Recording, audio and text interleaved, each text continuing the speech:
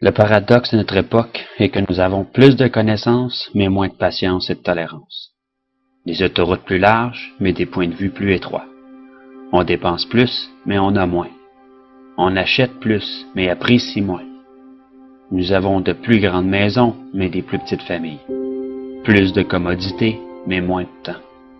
On a plus de diplômes, mais moins de sens. Plus d'éducation, mais moins de jugement. Plus d'experts, mais plus de problèmes. Plus de médicaments, mais moins de bien-être. On boit bien trop, on fume bien trop, on dépense sans réfléchir, puis on rit pas assez. On conduit trop vite, on se fâche trop, on se couche trop tard, puis on se lève trop fatigué. On lit pas assez, on regarde trop de TV, puis on ne médite pas assez. Nous avons multiplié nos possessions, mais perdu nos valeurs. On parle trop, aime trop rarement, puis haït trop souvent. On a appris à gagner sa vie, mais pas à la vivre. Nous avons ajouté des années à la vie, mais pas de vie aux années. Nous sommes allés sur la Lune, mais il nous est difficile de traverser la rue pour rencontrer un nouveau voisin. Nous avons conquis le cosmos extérieur, mais pas notre carrosse intérieur. On fait des choses plus grandes, mais pas meilleures. Nous avons plus d'hygiène, mais nous avons pollué même notre âme. Nous avons conquis l'atome, mais pas nos préjugés. On écrit plus, mais apprend moins. Nous planifions plus, mais accomplissons moins. On a appris à se stresser, mais pas à patienter.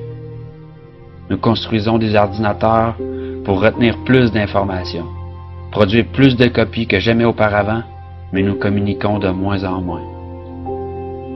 Nous sommes à l'ère de la restauration rapide, mais de la digestion lente. Des grands hommes, mais des petites personnalités. Des profits records, mais des relations superficielles. Nous sommes à l'ère de 2 revenus, mais avec plus de divorces. Des maisons plus fancy, mais avec des foyers brisés.